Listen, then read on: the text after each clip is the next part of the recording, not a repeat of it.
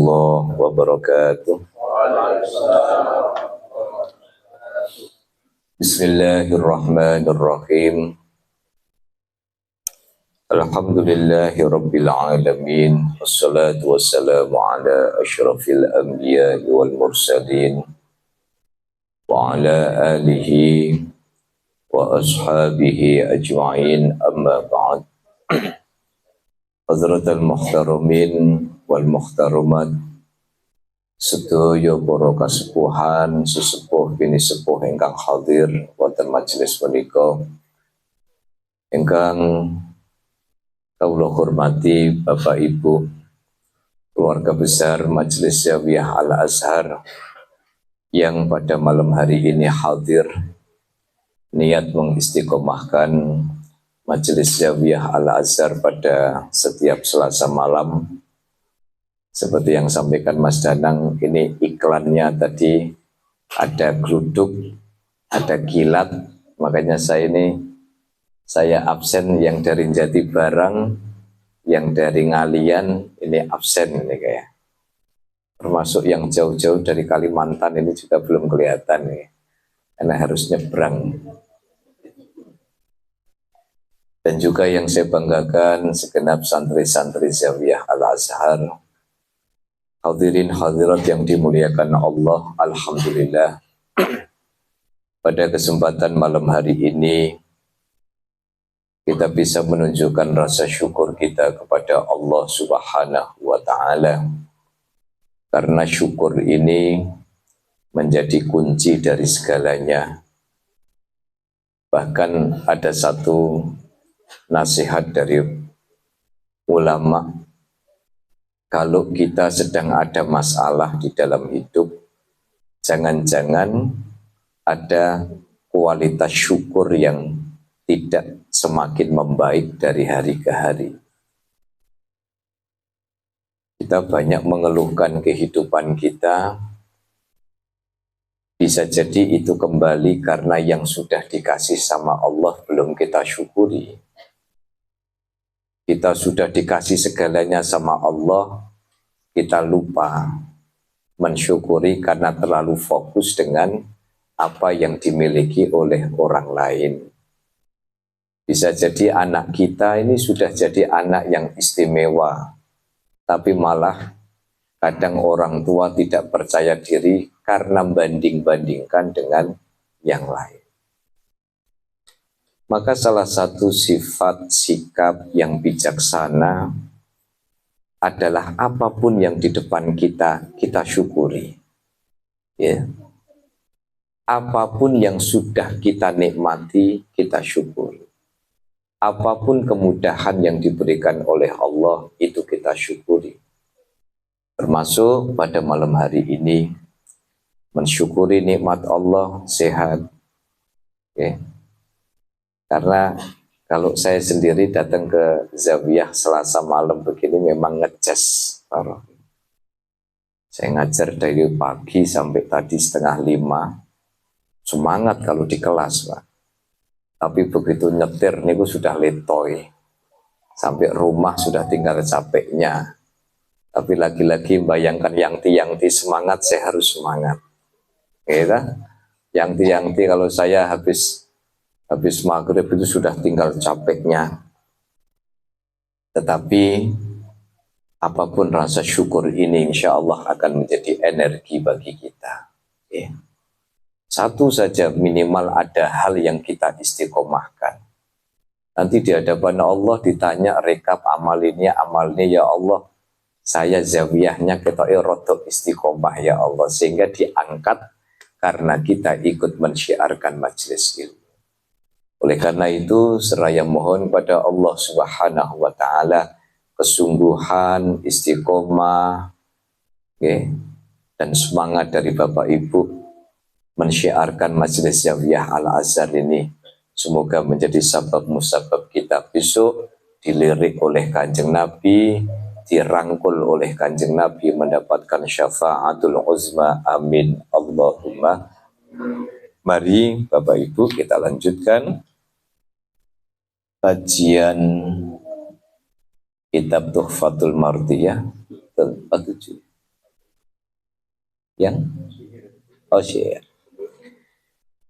Bismillahirrahmanirrahim. Qala al-muallif rahimahullahu ta'ala wa nafa'na bihi wa bi'ulumihi wa bi barakatihi wa bi karamatihi amin. Bismillahirrahmanirrahim. Wa qad qila ta'ahhab lilladzi la budda minhu fa innal mauta miqatul ibad. Atardha an takuna rafiqa qaumin lahum zatun wa anta bi ghairi zatin. Ada satu syairan yang hanya 2 baris tapi sangat mendalam. Ta'ahab, bersiaplah. Lilladzi la budda minhu, untuk zat yang menggerakkan kita semua. Jadi kita ini nggih ngaji, nggih sekolah, yo nyekolahkan, ya masak, yo maca. Ini sebenarnya semuanya kuncinya adalah mempersiapkan pertemuan kita dengan Allah Subhanahu wa Ta'ala. Maka persiapkan diri kita, kira-kira nanti di hadapan Allah itu akan ketemu kita itu dalam keadaan mesem apa dalam keadaan murka. Ada satu hadis yang diriwayatkan dari Abu Hurairah radhiyallahu anhu, orang yang dalam hidupnya memanfaatkan duniawi, kesehatannya, materinya, ilmunya, karena niat ingin membahagiakan Allah, mencari ridhonya Allah, maka kelak Allah Subhanahu wa Ta'ala akan menjadikan wajah kita itu kal qamari, seperti rembulan yang bersinar, rembulan yang sinarnya cerah di hadapan Allah Subhanahu wa Ta'ala. Yang tahu kita saja. Ya kalau ternyata kita tidak dikasih umur panjang, aduh sangunya ternyata kurang. Ya. Jatah umur 40, 50, 60. Ternyata sudah divisitasi sama malaikat Israel. Ya Allah, lah ternyata kok sanguku masih kurang. Tapi itu jauh lebih baik di hadapan Allah mengaku sangune kurang daripada mengaku surplus sangunya. 40 tahun, oh kayaknya ibadahku sudah depositnya banyak. Itu bahaya sekali. Tetapi ketika kita mengaku kurang, kita mengaku bahwa bekal kita belum seberapa, kita masih perlu untuk terus nambah, maka itu jadi poin, jadi kebaikan, jadi modal kita untuk itu. Makanya wongsal wangsul sering sekali saya sampaikan, jangan remehkan perkara-perkara kecil. Oke? Jangan remehkan perkara-perkara kecil. Asal baik, niatnya baik, itu di hadapan Allah luar biasa.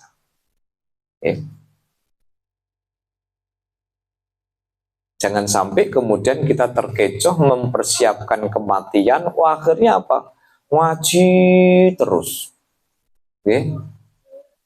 Sholatnya mempeng, sholat sunai mempeng, tetapi mengabaikan kebaikan-kebaikan yang lain. Pak, gak kerja tak sampean ngaji mah seperti ketemu Israel. Loh, tapi nek jenengan ketemu Israel dalam keadaan kerja itu juga ibadahnya luar biasa ngoten loh. Daripada niki kerja, insya Allah mah nek Pak niki ngaji, sholat duha, sholat duhur, ngaji, sholat duhur, Nah terus mangane insya Allah dicukupi pangeran. Ya tapi itu harus usaha. Gitu. Harus ada keseimbangan. Ya, harus ada keseimbangan. Karena saya banyak menemukan orang yang semangat ngajinya luar biasa, tetapi kewajiban kepada keluarganya diabaikan. Padahal itu pahalanya luar biasa. Gitu. Oke. Itu pahalanya luar biasa. Kalau sampai nanti kemudian ketemu Israel, tapi jenengan dalam keadaan mencari nafkah yang halal, itu juga pahalanya melebihi orang yang ibadah sunnah 10 tahun. Maka persiapkan diri kita untuk zat yang mendatangkan segalanya. Fa innal mauta, karena sesungguhnya kematian itu miqatul ibad, menjadi setatnya seorang hamba. Jadi kalau orang bilang mati sudah selesai, tidak ada urusan, mboten. Kematian itu adalah awal dari kehidupan yang sesungguhnya. Makanya kan kalau wingi saya kasih gambaran kan ya, orang mati itu dicabut langsung hidup lagi. Paham gak sendiri? Wingi ini takutnya pas memahami ini rodok separuh-separuh pas ngantuk gitu. Dicabut langsung hidup lagi, tetapi pindah alam. Dan memorinya itu berlipat-lipat jauh lebih cermat daripada orang yang hidup. Makanya disebutkan fa innal mauta miqatul ibad, sesungguhnya kematian itu menjadi start awal kehidupan yang sesungguhnya. Atardha antakuna rafiqa qaumin lakum. Atardha antakuna rafiqa qaumin. Apakah engkau rela, ya, ketika engkau itu menjadi teman suatu kaum, lahum zatun, mereka punya bekal, wa anta bi ghairi zatin, tetapi kamu tidak punya bekal apa-apa. Kalau kita berteman, misalnya lagu jenengan sedang rekreasi, yang sini bawa duit banyak, jadi ketemu niku dibeli, ketemu salak beli salak, ketemu duren tumbas duren, ketemu lipstik tumbas lipstik, ketemu cobek tumbas cobek. Lah sing yang samping gak nggawa sangu, terus ditakoni, "Loh sampean kok ndak tuku apa-apa, kenapa?" "Ndak, itu semua adalah hawa nafsu." Padahal ra nggo duit asline. Wah, lu ngono kan pinter-pinter alasan wae, Pak. Jenengan kan tuku iki kan karena godaan mata. Alhamdulillah mataku ini sudah bisa menahan itu semua, padahal batin aku yo pengen jadi kan gitu. Nah, itu ilustrasi sederhana. Ketika kita punya teman, dia punya bekal, dia punya sangu, apa-apa siap ini kapanpun.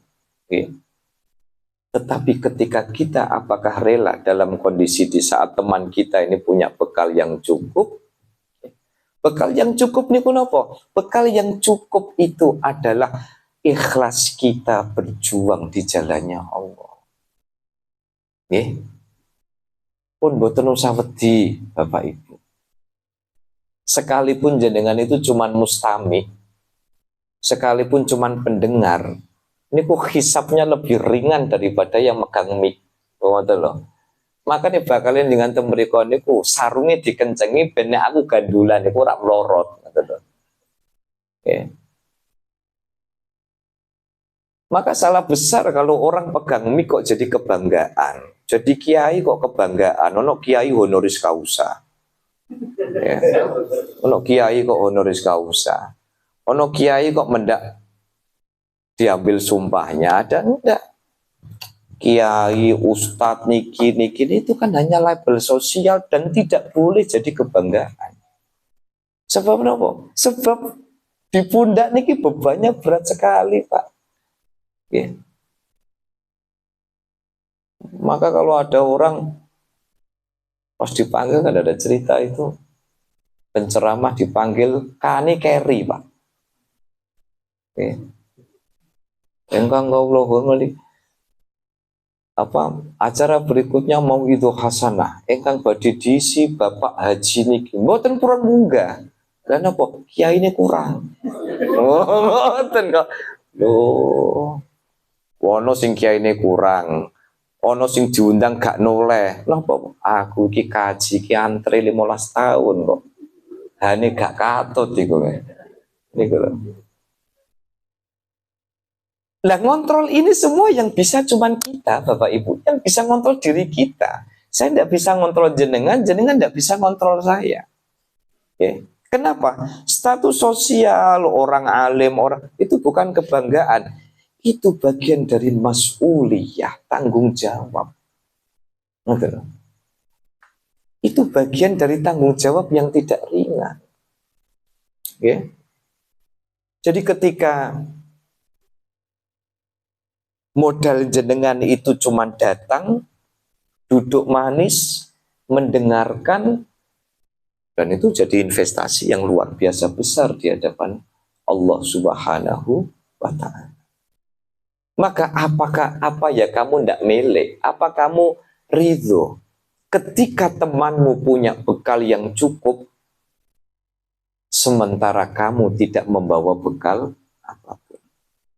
Ya, jadi syairan ini memberikan satu pesan kepada kita untuk bersiap-siap agar ketika kematian kita nanti, ibaratnya nopo, dulu ketika kita dilahirkan kita nangis dan orang yang menyaksikan itu tersenyum. Gimana? Kita nangis, orang yang lihat itu tersenyum.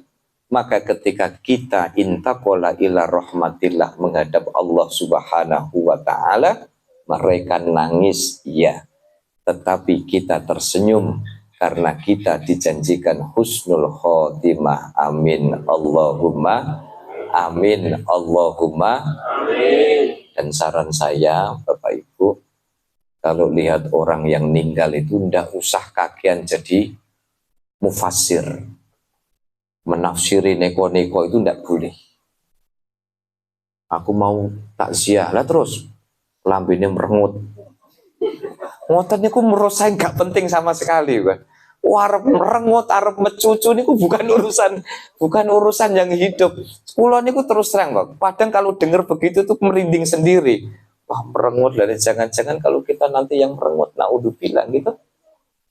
Makanya orang yang mandikan itu tidak boleh. Kalau sesuatu yang baik ceritakan, tapi kalau mandikan ada sesuatu yang tidak beres, jangan diceritakan.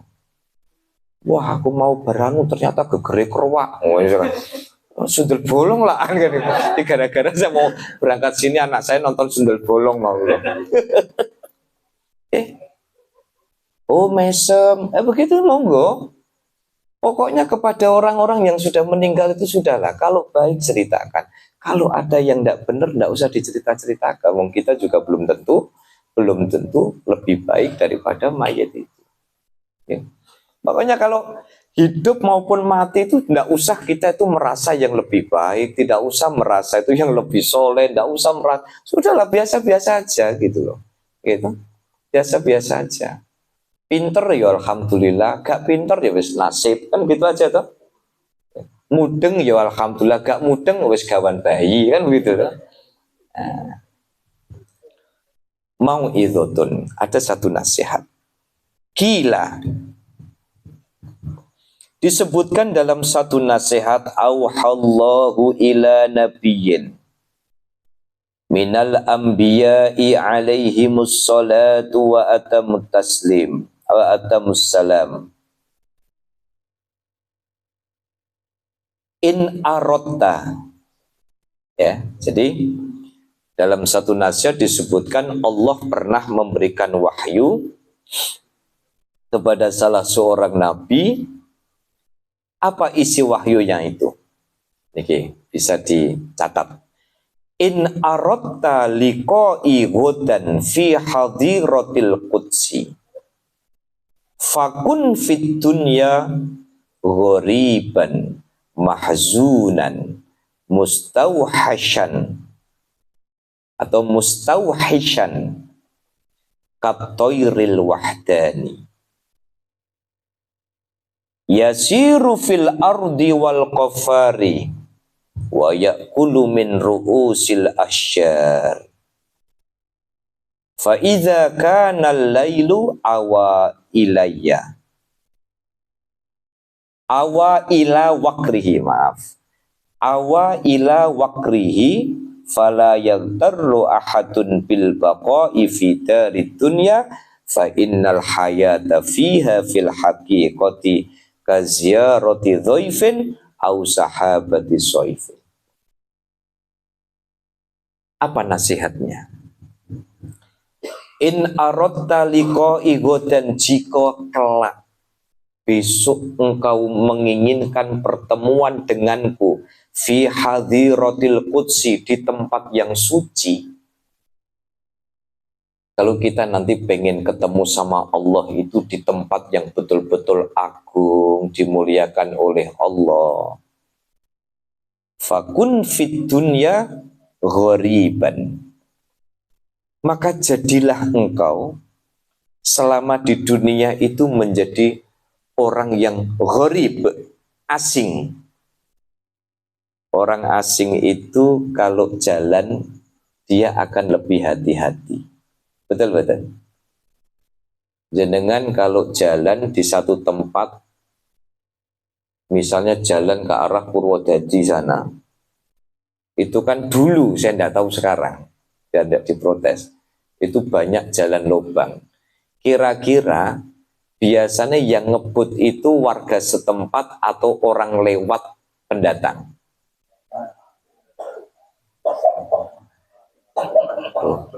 Ono wonten pendatang dek uya-uyaan, wah niku yo berarti ancen rada iye. Biasanya itu orang yang itu lebih hati-hati karena dia tidak tahu lokasi, dia nggak menguasai medan. Orang asing itu dia akan memposisikan sebagai orang yang selalu waspada. Iya betul. Dia selalu waspada, mahzunan, ya. Dia orang yang sedih. Sedih itu apa? Sedih itu karena apa? Dia hidup dalam ketidakpastian sehingga berupaya untuk hati-hati. Ya Allah, kula niki sampun ngaji, ya Allah, kira-kira ngajiku diterima ndak? Ya Allah, saya ini sudah sedekah itu kira-kira. Jadi mahzunan itu tidak terlalu, ya, percaya dirinya itu ndak kelewatan. Makanya ndak usah tiru-tiru kalau misalkan, okay, ini ndak usah tiru-tiru kalau misalkan ada orang misal, wah saya sudah begini, merasa begini, tidak usah. Pun biasa mawon. Asal jenengan ibadah, niki rumus yang pernah dikasih kiai saya.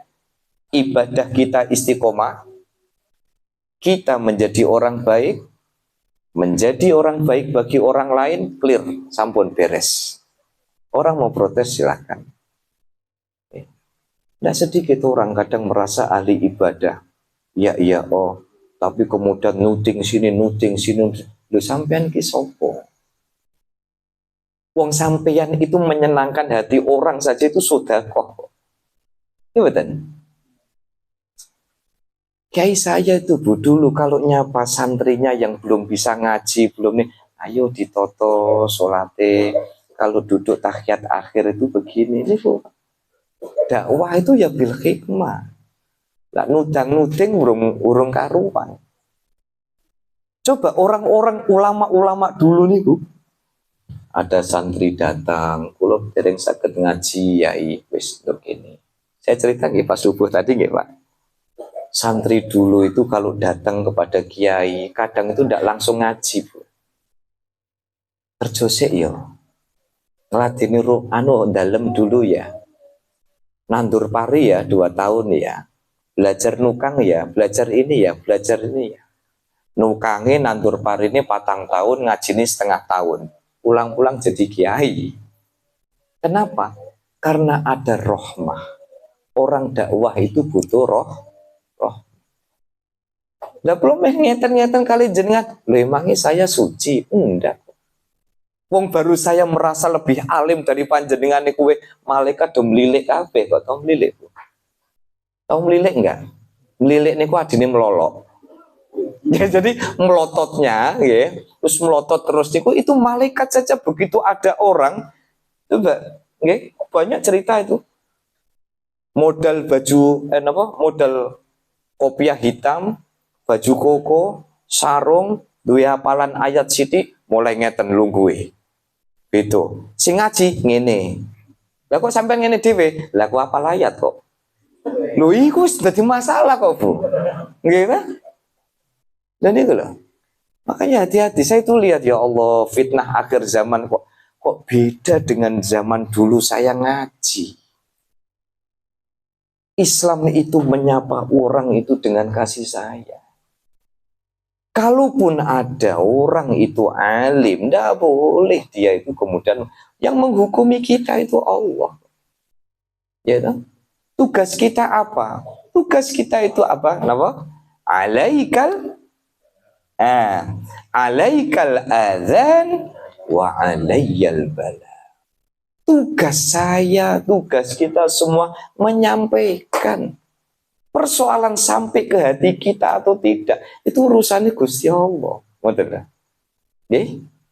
Makanya ngaji niku sing nyaman dengan jadi ingat ceritane Mas Andri. Gitu. Sami jenengan misalnya ngaji Quran misalnya. Pak kula dereng fase, sing penting ngaji. Lah niki meletot-meletot, sing penting ngaji, ora memes-memes dhewe. Pak, lah niku kok mboten memes-memes. Oh, berarti pancen wis sepuh. Kan ngoten mawon to? Lah pripun? Wong tugase jenengan coba buka lagi tafsiran Asy-Syakur niku. Tafsiran Asy-Syakur itu kan Gusti Allah itu kan zat yang maha toleran. Ya Allah, sepuh-sepuh gelem ngaos-ngaos. Nggih to? Ngaos. Mungkin pas pertama ngaji Quran kualik mboten konangan. Gitu, tapi melu mboten napa-napa. Bar niku terus ada ditoto kedi-kedi, alhamdulillah. Dereng saged ketoto, nggih sing penting tetap semangat, tetap istiqomah. Ojo kok wong arep ngibadah malah rokok. Sampai niku nek ndelok ilate iki, ilat kaku. Bakal didudut karo malaikat. Lho ora girap-girap jenengan. Nggih mboten. Lho orang mau ngaji. Lho niki saya cerita kisah nyata di Jepara niki. Ada orang ndak mau ngaji Pak Roke. Ndak mau ngaji gara-gara nopo? Ustaz ngomong, "Bah, ilatmu wis kaku, Bah." Lah terus pripun? Bakal didudut karo malaikat. Lho coba. Yo ngeper to. Ya mending goreng gaplek nang omah. Ya mboten. Janganlah. Karena kita ini tidak ngerti kok. Kadar yang dihitung Allah itu kadar kesungguhan dan semangat kita. Entah. Makanya jenengan kezawian itu modal semangat. Ini pun luar biasa. Purun semangat, purun niki pun. Okay. Maka jika engkau kelak ingin bertemu dengan aku dalam kondisi di tempat yang suci, apa? Fakun fit dunia. Jadilah engkau di dunia itu seperti orang asing, mahzunan yang tidak terlalu percaya diri, mahzunan sedih, mustauhishan, ubet terus. Kalau dulu kayak saya mengartikan mustauhishan itu apa? Berkelana ke sana kemari. Ngaji tekani. Semua kata Bu. Anu krungu-krungu ana flyer iki ngaji tekani. Persoalan salah masjid, wis lo ganjaran. Lah kon tentu Bu. Nggih mboten. Sama juga. Oh Beni ya. Wah semangat iku. Habis subuhan di sini muarani ya. Pak Aziz di mana ngajinya? Jatisari. Wah semangat ngwingklik, ya kan? Lho kok ngajine gak mulai. Ternyata salah masjid. Lho ngoten niku ganjarannya pun kuat lho niku. Ya kan? Tapi kan akhirnya wonten ngaji dapat sarapan di Muhajirin Pak Latif. Jadi mau ke Al-Fat, kebablasan sampai Muhajirin. Karena enggak tahu belokan ke Al-Fat. Jadi mustauhishan itu teruslah kita itu berpencar, berkelana, berjuang ini. Ya. Misalnya ini masjid ada kegiatan ini, ayo. Iki ada ngaji, ayo. Iki oh izin riyen mboten saged. Katoiril wahdani, seperti burung yang sendirian. Apa yang kita bisa pelajari dari burung? Yasiru fil ardi wal qafar. Burung itu, Bu, Pak, terbang ke sana kemari di pagi hari. Yasiru fil ardi, menelusuri bumi, wal qafari, padang pasir. Itu untuk apa? Untuk membangun optimisme. Saya tanya bapak-bapak, itu kira-kira burung ketika keluar, ada jaminan nggak dia tahu tempat di mana makanan itu berada? Nggak tahu, Pak. Nggak tahu. Tapi ada kisah, Pak, waktu saya nungguin kakak saya di ICU sebelum meninggal itu. Saya setiap malamnya itu di depan ICU, di depan UGD-nya Rumah Sakit Karyadi. Saya pagi-pagi kaget, loh ini kok mobil kok kotor semua sama telek manuk nih. Nah, dan di situ tuh sudah ada tarian kelontengan begitu yang sengaja dipasang. Ternyata yang bagian bersihkan itu cerita. Jadi Pak, itu burung ini kalau malam balik ke sini Pak. Dari luar itu mencar, tapi jam 5 itu nanti pada merapat. Oke. Jadi neleknya di situ kan waraknya di luar, Bu. Waraknya nok jobo, neleknya ten kan ngoten. Nah, burung itu ketika keluar dia nggak tahu, tetapi modalnya burung itu adalah optimisme. Kalau kita gerak, masa Allah nggak cukupi kita punya rezeki. Gitu. Orang ngancam sini, ancam sini, ancam sini. Orang ngancam kita bisa, Gusti Allah yang akan melindungi kita. Orang nyalai sini, nyalai sini, nyalai sini, silahkan. Gusti Allah yang melindungi kita. Ini rak ngene ku dadi ngene, rak ngene dadi ngene. Gusti Allah yang memastikan nasib kita. Makanya burung itu berjalan mengarungi, mustauhishan itu berkelana mengarungi apa? Fil ardi, bumi, wal qafari, dan padang pasir, wa yaqulu min ru'usil asyari, dan makan, cari makan tuh sampai ke pucuk-pucuk pohon. Tapi fa idza kana lailu, tapi ketika malam hari, awa ila wakrihi, burung itu kemudian kembali ke sarangnya. Ini kita belajar dari burung. Soal nopo? Soal membangun optimisme bahwa rizki itu yang jamin adalah Allah Subhanahu. Saya nata hati saya, ngajak kepada semua yang hadir. Jangan sekali-kali punya rasa iri dengan apa yang dimiliki oleh orang lain. Rezeki ini mau dikuajar dengan cara apapun, kalau bukan jatah kita nggak dapat, nggak dapat. Wong memang kaplingnya di sini, kan tugas kita cuman usaha, tugas kita mengupayakan, tugas kita ikhtiar yang baik, gitu. Tugas kita ikhtiar yang baik. Ada kemarin ada kawan Pak, itu ketika dia cerita, Pak, saya itu sebagai PNS itu, saya sudah sampai golongan sekian, Pak. Tapi ternyata Allah itu adilnya, Pak. Skill saya waktu SMA, Pak, ternyata justru yang mendatangkan rezeki saya. Jadi punya side job gitu. Lah orang lain mau niru nggak bisa.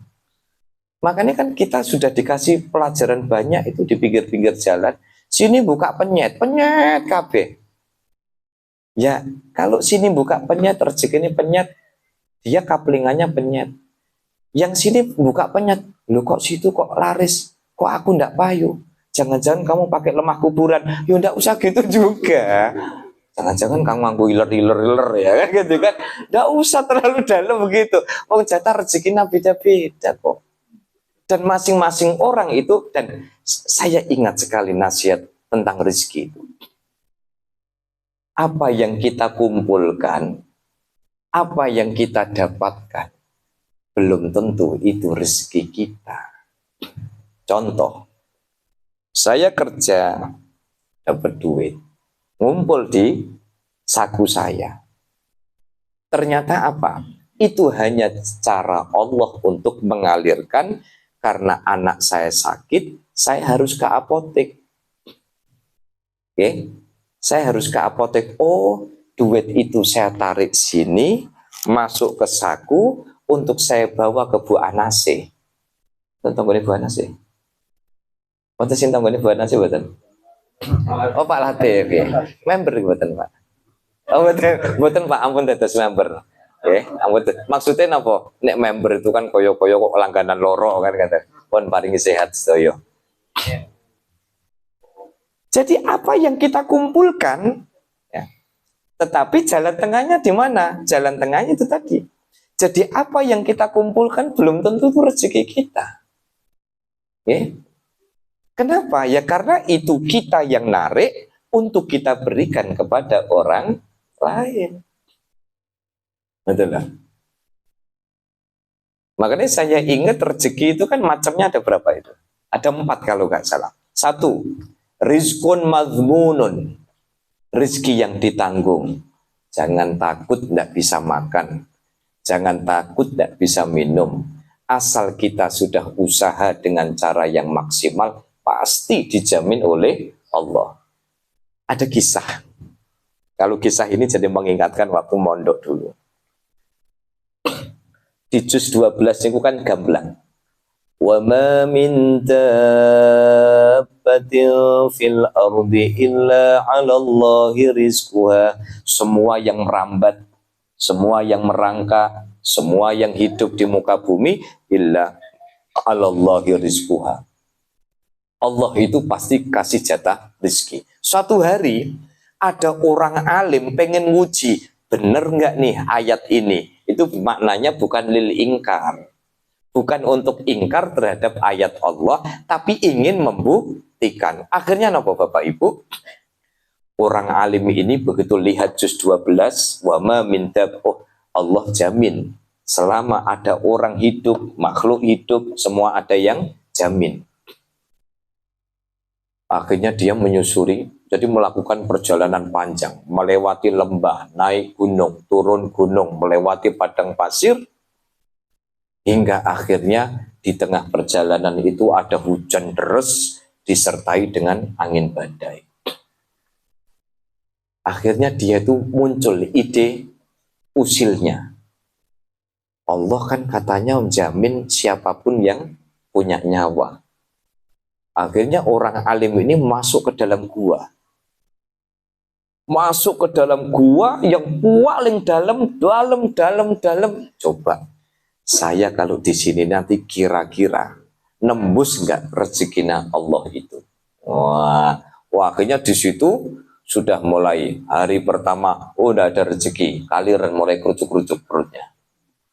Hari kedua, kerucuk-kerucuk. Hari ketiga, dia akhirnya zikir tafakur kepada Allah. Ya Allah, aku yakin bahwa ayatmu itu betul, benar. Janjimu itu benar. Aku hanya menunggu untuk membuktikan janjimu itu. Apa yang terjadi Bapak Ibu sekalian? Di saat orang ini masuk di tempat paling dalam, 2 lagi, dan 3 hari tidak makan, tiba-tiba ada kafilah dagang berteduh masuk ke dalam gua. Karena anginnya kencang, masuk ke dalam lagi, ketemu Simbai lagi topo. Nah, kaliran ya Pak. Akhirnya apa? Karena ini kafilah dagang, dia punya perbekalan. Makanlah kafilah dagang. Mesake baik kita kan orang lapar itu kan dari raut wajahnya kelihatan ya Pak. Kelihatan ya Pak. Ya. Mas Bintang mana? Oh, ada. Nah, Soalnya kalau ngojlok Mas Bintang langsung empuk nyus gitu. Akhirnya apa? Kafilah dagang ini kemudian, ya Allah kasihan bayi ini. Kayaknya sudah berhari-hari tidak makan. Akhirnya, jadi kalau dulu ceritanya kiai saya itu, ini dipanggil-panggil, tidak nyaut. Mbah, makan mbah, tidak nyaut. Mbah, makan mbah, tidak nyaut. Dia itu nahan ketawa sebenarnya. Aku pengen buktikan janjinya Allah ini bener enggak sih? Aku tak diem saja. Ini kira-kira rezeki itu sampai ke saya itu caranya gimana? Ini ngertos dulu Mbak Mustain waktu cerita. Ketika itu akhirnya itu kafilah dagang datang mendekati orang alim ini, lalu mulutnya itu dibuka Pak, dicangap, didulang Pak. Begitu didulang tepungnya nih kan orang Arab kan makanya tepung. Begitu masuk Pak, langsung ketawa orang ini. Alhamdulillah janji Allah itu benar. Nah, tapi kan ngerjani Pak itu. Coba bayangkan.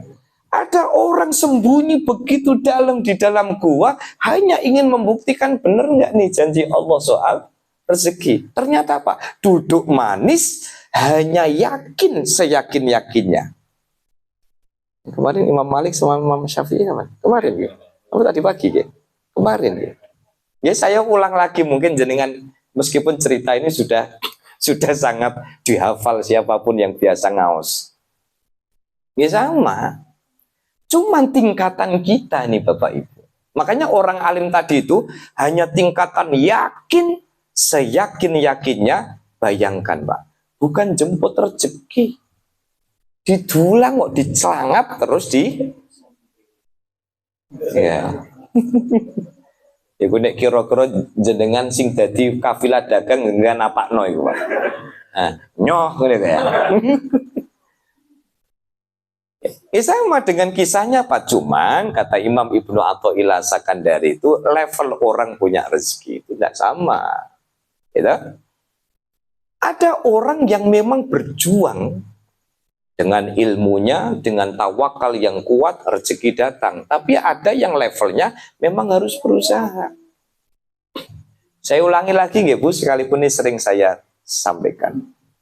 Satu hari terjadi percakapan antara Imam Malik dan Imam Syafi'i tentang konsep rezeki. Imam Malik bilang apa? Rezeki itu datang asal kita yakin, tawakal, dan kita menunaikan apa yang kita mampu. Memiliki ilmu itu sudah kita amalkan ilmu. Nah, Mbah Syafi'i tidak setuju, mboten ngoten Mbah. Rezeki tetap harus diikhtiari, harus usaha. Akhirnya antara guru dengan murid ini yang geleng-gelan tidak ketemu. Ya sampun Mbah, kalau tak pamit. Imam Syafi'i akhirnya pamit di tengah jalan melihat ada seorang petani dengan karyawannya sedang memanen anggur. Ada yang cerita kurma, ada yang cerita manggis. Ya, makanya dalam sejarah itu ada yang namanya demitologisasi sejarah dan demistifikasi sejarah. Sejarah itu memang selalu bisa ditahqiq, ya, direvisi. Imam Syafi'i belok dan ikut panen. Pestarolah itu pohon anggur. Begitu Imam Syafi'i dapat pohon hasil ikut manen, akhirnya dikasih upah, dikasih anggur. Wes niki ya, Pak, matur nuwun sudah bantu panen, upahnya apa? Dikasih beberapa tangkai anggur. Wah, mau pulang Imam Syafi'i tidak jadi karena merasa, oh argumenku yang betul. Baliklah kemudian ke padepokan, ke pondoknya Imam Malik. Assalamualaikum guru. Waalaikumsalam. Kadosi kulo sing bener. Saya yang bener guru. Nah kenapa? Ternyata rezeki itu harus diupayakan, harus diikhtiari. Bukti nih, kalau saya tidak ikut panen, saya tidak dapat anggur guru. Makanya saya bisa bawa anggur karena saya ikut panen. Nah Imam Malik yo ketawa. Ngene loh Syafi'i. Dari tadi tuh aku mau nerima tamu ngaji. Mbak bayang no, enak iki awan-awan mangan anggur. Ternyata kowe sing teko gawa. Itu levelnya beda. Makanya kalau sudah level-level tajrid gitu jangan downgrade. Ya, Jangan downgrade. Maka ya jangan ngiri kalau kemudian ada orang itu kerjanya apa tuh kan. Udah sebagian rezeki begitu. Ada yang sampai pada level seperti Imam Malik. Imam Malik itu apa? Imam Malik itu kerjaannya itu ngaji, nompo tamu. Ngaji, nompo tamu. Ngaji, nompo tamu. Itu dicukupi rezekinya sama Gusti Allah. Ini kau saking yakinnya dan istiqomahnya berjuang dengan ilmunya, Imam Syafi'i wis ngrasa menang karena apa? Karena anggur bisa didapat ketika diusahakan. Ternyata Imam Maliki juga nimpalinya enak saja. Wong dari tadi saya bayangkan, enak. Siang-siang duduk gini terus makan anggur kok enak. Ternyata malah Imam Syafi'i yang dan makanya pesannya apa? Fala yaghtarru ahadun bil baqa'i fi darid dunya. Ya. Jadi jangan sampai kemudian kita itu merasa akan abadi. Ya. Jadi jangan sampai kemudian ada fala yaghtar, ada getaran, ada semangat, ada motivasi, ada godaan dari seseorang menganggap bahwa ini segalanya. Ini segalanya. Kita punya jabatan tidak lama, 5 tahun. Makanya kan saya tidak bosan gudeg kalau lihat kalau ada sesama ini sudahlah. Bangsa ini itu sudah harus sama-sama rukun. Gitu. Itu pilihan monggo lah, bulan monggo. Ya. Tapi tidak usah saling menjatuhkan. Masih ingat tuh ada satu riwayat ketika engkau menunjukkan kelemahan orang lain, maka itulah sesungguhnya cara Allah menunjukkan kehinaanmu. Ya. Kalau saya calon yang ini paling bagus, lah kenapa harus pakai politik sama paling belah bambu? Kenapa untuk ngangkat jenengan itu harus injak? Gitu. Doakan bangsa ini rukun, doakan pemilu itu berjalan lancar, doakan siapapun pemimpinnya itu amanah, doakan Gusti Allah ngasih kekuatan. Menebar energi positif gini ini jauh lebih menyenangkan. Gitu. Coba jangan lihat di grup-grup nih, ada satu grup nih, ya Allah isinya ini wis ngomong si A nih, terus koyok si A nih mau loikat. Tapi nek si ngomongi si A, nek wis ngomong si B ini kok koyok iblis kuadrat. Welek kabeh. Jangan Bapak Ibu, jangan. Kalau kita sudah sampai begitu, jenengan tidak setuju, wajar. Oh namanya pilihan. Oh saya cocok sama si A, tidak cocok sama si B. Cukup. Tidak usah kita mengumbar kehinaan orang, tidak usah kita mengumbar cacat orang, tidak usah juga kita menjatuhkan partai ini, partai ini, partai ini. Gitu? Dan jangan merasa bahwa jabatan itu abadi, tidak. 5 tahun ya lukiran. Oh mau nambah lagi, yo 10 tahun. Yo 15 tahun. Tapi kan nanti kan satu saatnya kan juga akan visi kita juga tidak kuat terus. Gitu? Makanya kita lihat,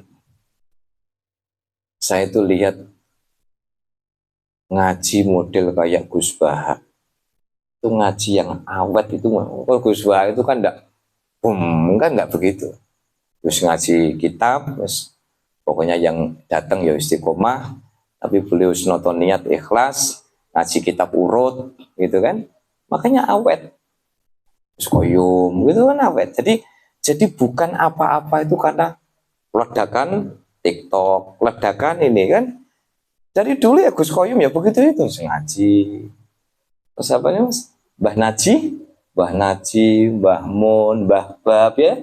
Keluarga besar sarang tuh ngaji itu istiqomah. Kemudian seperti Mbah Durrahman Kewagian terus ngaji gitu. Terus pokoknya ngaji. Jamaah ngantuk jeklok nih ngaji sih penting. Ya kan? Gitu? Apa nggih? Apa meneh kok ngomong wis semangat itu kene langsung angop wonten Bu. Oh kata nggih. Gitu. Jadi persiapannya buar maghrib lagi sembujung lukane. Ngoten kula nate ngonangi kok, tapi kula supe sinten niku. Nggih. Mboten napa-napa, sing penting ngaji. Soalnya nek angope ndok nggon ngaji niku angope rada syar'i. Niku angope rada syar'i nggih. Nggih? Fa innal hayata, sesungguhnya kehidupan fiha, di dalam kehidupan fil hakikati, hakikatnya kaziyarati dhuifin. Kehidupan di dunia itu seperti tamu yang berkunjung. Tidak lama, orang tamu itu tidak lama. Au sahabati soifin, seperti mendungnya, awannya, awan yang berada di musim panas. Itu kan hanya awan lewat, wong kena angin. Itu hakikatnya apa? Hakikatnya orang-orang yang hidup di dunia. Oleh karena itu, hadirin hadirat segenap jamaah zawiyah yang dimuliakan oleh Allah Subhanahu wa taala, ada banyak yang bisa kita petik dari nasihat pada malam hari ini. Oke? Yang pertama, Allah mengingatkan kepada kita persiapan. Karena kita ini hakikatnya nunggu antrean. Ketika tiba antrean kita mohon pada Allah Subhanahu wa taala, semoga saat kita dipanggil kembali kepada Allah Subhanahu wa taala, niatan-niatan ikhlas kita meskipun kelihatannya kecil justru memberikan makna yang luar biasa di hadapan Allah Subhanahu wa taala. Itulah kenapa saya tak bosan-bosan untuk menasihati diri saya dan menyampaikan kepada Bapak Ibu sekalian, ya, sekecil apapun amal kebaikan jangan pernah diremehkan. Tapi kejahatan sekecil apapun juga jangan pernah diremehkan. Sebab nopo? Semua akan kembali kepada kita. Semua itu akan kembali kepada kita. Maka bersiaplah, karena kematian itu hakikatnya adalah awal dari kehidupan yang sesungguhnya. Yang kedua, Allah sudah memberikan bocoran kepada kita. Di saat pertemuan kita dengan Allah, kita menginginkan ada pertemuan yang mengharu biru, membahagiakan di tempat yang suci. Ya. Maka Allah memberikan pesan kepada kita, waspada hidup di dunia. Waspada. Apalagi di akhir zaman ini banyak fitnah-fitnah yang luar biasa. Kita sami-sami dungo, ya. Kalau di sana saling menghujat, kita jangan. Tapi kalau ada yang bisa kita nasihati, nasihati. Kalau kita tidak bisa nasihati, minimal kita ambil itu sebagai pelajaran. Coba jangan lihat tontonan di televisi, ya. Apa yang mau diberikan contoh untuk bangsa ini? Apa? Ya. Tapi kita juga tidak boleh putus asa. Hidup harus jalan. Episode kehidupan itu harus jalan terus. Kita tidak boleh putus asa. Gitu. Beberapa pertemuan sebelumnya kan sudah.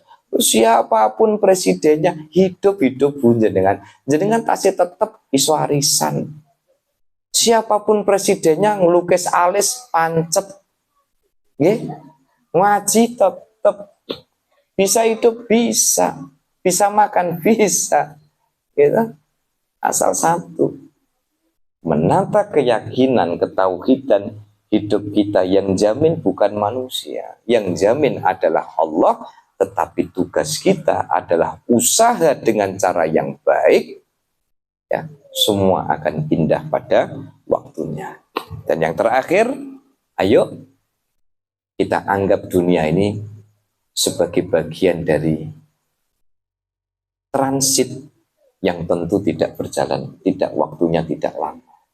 Seperti panjenengan mampir ngombe, jenengan bertamu kepada orang, gitu.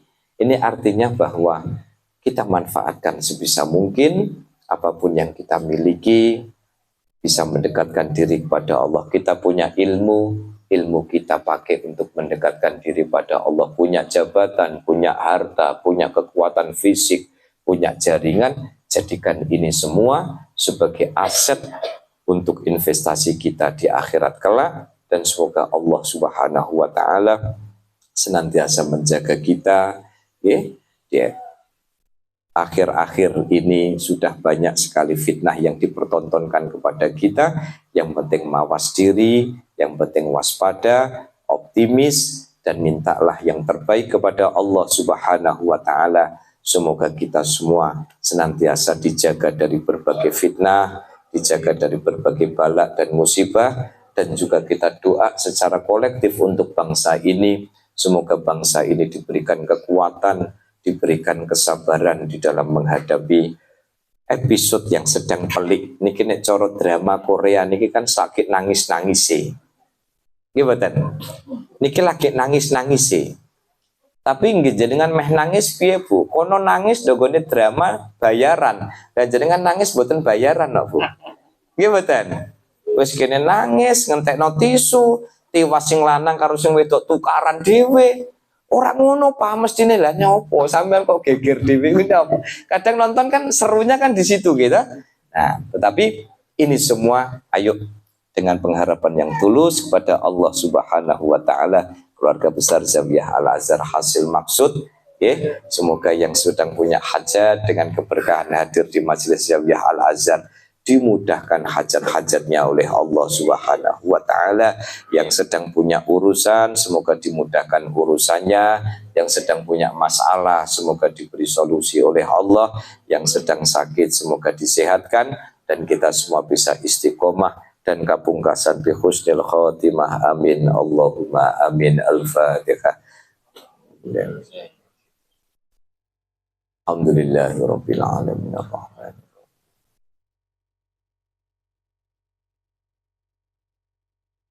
Bismillahirrahmanirrahim. Alhamdulillahirabbil alamin. Allahumma shalli ala sayyidina Muhammadin salatan tunjina biha min jamil ahwali wal afat wa taqdilana biha jami'al hajat wa tutahhiruna biha min jami'is sayyi'at wa tarfa'una biha indaka 'ala darajat wa tuballighuna biha aqsal ghayat min jami'il khairati fil hayati wa ba'dal mamat ya muhawwilal ahwali wal hal. Hawil halana ila ahsani hal, hawil hala Indonesia ila ahsani hal, hawil hala sya'bi Indonesia ila ahsani hal. Allahumma ighfir lana li walidina warhamhuma kama rabbayana shighara. Rabbana atina fid dunya hasanah wa fil akhirati hasanah wa qina adzabannar. Walhamdulillahi rabbil alamin.